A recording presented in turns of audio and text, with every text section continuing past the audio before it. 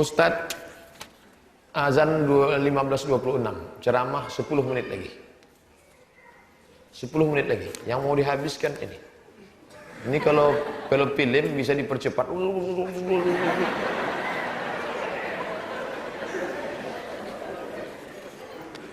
Bagaimana kami jaga hati ketika ujian harta kekuasaan kami dapati. Kami takut seperti Harun dan Fir'aun, karena hati itu berbolak-balik. Ketika ujian harta, maka sering-seringlah menengok orang susah. Jalan-jalan ke panti jompo, tengok orang tua itu menyuap. Tengok orang tua menyuap nasi bungkus, anak tak ada, menantu tak ada, suami sudah mati. Mau masuk ke mulut, ke hidung begini. Kita sedang melihat foto kita, menengok anak kecil, pergi ke panti asuhan. Makmu mana, ayahmu mana? Menyadarkan kita. Unzur ila man huwa asfala minka. Kebanyakan orang kalau sudah punya kuasa tak lagi mau nengok ke bawah, mendongak aja ke atas. Tengok ke bawah. Unzur man huwa asfala minka. Ketika sholat pahamilah, ini semua pinjaman dari Allah SWT. Janganlah mau disanjung-sanjung engkau digelar manusia agung. Sadar diri tahu diuntung, jasad terbujur, keranda diusung. Apa hukumnya istri panggil papa sama suami? Suami panggil mamah sama istri. Saya tak menyuruh istri saya panggil papa, istri saya manggil abang. Karena tak boleh manggil papa, manggil mama, maka saya suruh dia manggil abang. Manggil abang. Akhirnya anak saya pun manggil abang. Merah muka saya waktu di masjid. Waktu di masjid Jalan Jenderal tuh, datang anak saya lari. Abang, abang kan. Disitulah baru saya paham, kalau ada istri manggil papa, sesungguhnya dia mau mengatakan, oh papa anakku. Itu maksud dia. Oh papa anakku. Cuman disingkatnya papa. Karena kan dia cerdas. Takkan bini itu tak tahu mana ayah dia, mana ayah anaknya. Itu sebenarnya. Nah, tapi saya sudah terlanjur, dia manggil abang. Gimana? Apa hukumnya kita menerima beasiswa dari bank konvensional? Haram. Ustadz kan bilang haram karena tak dapat. Pokoknya haram. La'anallahu akilar riba. Allah melaknat yang makan riba. Wa mukilahu, yang memberikan makan, yang diberi makan, yang memakan, yang memberi makan. Wa katibahu, penulis, pegawai administrasinya. Wa syahidahi, kedua orang saksi. Saksi-saksi kena juga. Semua kena. Tadi kami ke masjid Abu Darda, bahwa menggulingkan pemerintah tidak boleh. Karena pada zaman dulu tak ada penggulingan pemerintah seperti zaman Nabi dan menuliskan pemerintah. Kalau mau melaga pendapat Abu Darda, jangan dengan Abdul Somad. Abu Darda ini kan salafi, maka komplain dengan yang salafi juga. Jangan ke Abdul Somad, tak nyambung. Lalu tengok video siapa? Tengok video Umar Ja'far Thalib. Ustaz Umar Ja'far Thalib itu salafi. Dari mana? Jogja. Kirim WA ke saya, nanti saya kirimkan videonya.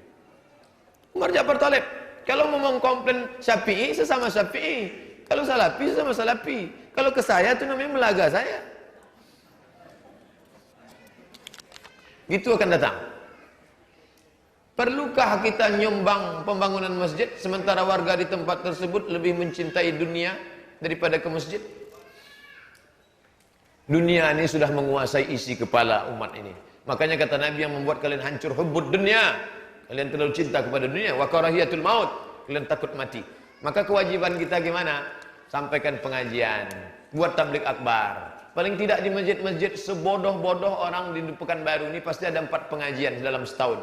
Tahun baru hijrah, maulid Nabi, Isra Mi'raj, nuzul Quran. Atau menyambut puasa. Muatkanlah isinya. Jangan isinya yang tidak-tidak. Bisikkan ke Ustaz itu. Ustaz, Ustaz ngomong ceramah 4 poin saja. Perempuan menutup aurat, memakmurkan masjid, anak-anak pendidikan agama, dan taat kepada ulil amri kalau dia taat. 4. Jadi cerita dia tak ngalor ngidul. Ustadz tuh tak tahu apa yang mau dia sampaikan di kampung itu. Kita mesti ceritakan. Jangan sampai dia bawa entrostop. Disangkanya di situ orang mencret, padahal orang sakit kepala. Tak nyambung kajinya. Tapi kalau saya diundang di kampung, saya tanya, apa masalah yang paling urgen di kampung ini? Sini orang kelahi masalah warisan. Dah, apa lagi? Masalah istri tak pakai tutup aurat. Apalagi masalah tak peduli pendidikan agama. Apalagi sabu-sabu dan narkoba. Itu yang kita bahas. Jangan keluar dari topik. Orang ngaji di kampung-kampung setahun cuma 4 kali. Momen itu mesti diisi, menyehatkan mereka supaya tak kacau lagi isi kepalanya. Apa boleh memindahkan kuburan jenazah yang sudah dikubur? Kenapa dipindah? Dipindah karena abrasi, karena air sungai. Boleh. Kenapa dipindah? Kalau tak jelas sebabnya, maka tak boleh dipindah. Pemindahan kuburan, penggalian Kota Panjang, PLTA Kota Panjang. Boleh. Banyak makam-makam yang dipindahkan. Apakah boleh makam muslim dikunjungi dan doakan oleh orang Kristen, sanak saudara, jenazah mu'alaf? Kita tidak mengurus urusan mereka. Kita hanya mengurus kita. Kalau datang si Manung Khalid, jenazah ke ziarah ke makam bapaknya, doakannya, oh anak Allah yang tunggal. Nah, itu urusan dia. Kita tak urus urusan dia, karena itu perbuatan dia. Tapi kalau perbuatan kita memandikan orang kafir, itu baru mengurus urusan kita terhadap orang lain. Nah, ini tentang masalah orang kafir mendoakan ayahnya. Bagaimana sikap kita terhadap keluarga dari jenazah yang bukan muslim? Kita hanya datang, tetangga, sahabat, kerabat, saya ikut berduka cita, pulang. Misalnya jangan ikut, ritualnya jangan ikut. Karena kalau sudah terkait ritual, wala ana abidu ma'abattum wala antum abiduna ma'abud lakum dinukum waliyadin. Jangan ikut-ikutan ritual agama mereka, haram. Bagaimana hukum anak yang belum balik diikut sertakan kurban oleh orang tuanya? Boleh apa tak boleh? Boleh. Termasuk apa namanya? Hadiah. Termasuk pendidikan anak itu. Tapi hukum kurban aslinya adalah bagi yang mampu. Siapa yang mampu? Sama macam haji. Haji itu man istata'a ilaihi sabila. Tapi kalau ada anak kelas 2 SMP, SMA mau dibawa haji oleh orang tuanya, boleh. Hukumnya mubah. Tapi dia belum wajib. Begitu juga dengan kurban. Kurban itu kalau dia mampu. Tapi kalau ada datuknya mau berkurban untuk dia, ini cucuku 2 juta, pergi beli kambing. Tujuan si datuk untuk apa? Mendidik. Nanti anak itu ingat setelah dewasa. Ingat dia. Aku dulu berkurban pertama kali waktu SMP kelas 1, belum lagi mampu. Datuk yang ngasih hadiah. Bagus, daripada dibelikan HP dia, asik main HP. Bila seorang ibu melihara anak yatim, anak tersebut dapat bantuan santunan, uang tersebut diambil ibunda untuk dipergunakan bayar atau kehidupan. Boleh apa tak boleh? Fa in kana ghaniyan, faman kana ghaniyan falyasta'fif. Kalau mampu jangan makan anak yatim. Kalau kau mampu, Bu, jangan kau makan duit anak yatim. Faman kana faqiran falyakul bil ma'ruf. Tapi kalau kau fakir, kau boleh makan bil ma'ruf. Secukup sepantas selayaknya. Lebih daripada itu kau akan dihisap, dihitung di hadapan Allah Subhanahu wa taala. Sudah 1 menit lagi, kertas terakhir. Bagaimana pakaian wanita yang wajib?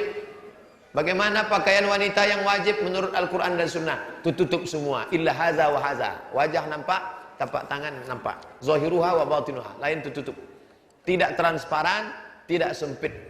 Jangan sampai menjerit paha itu. Tolong.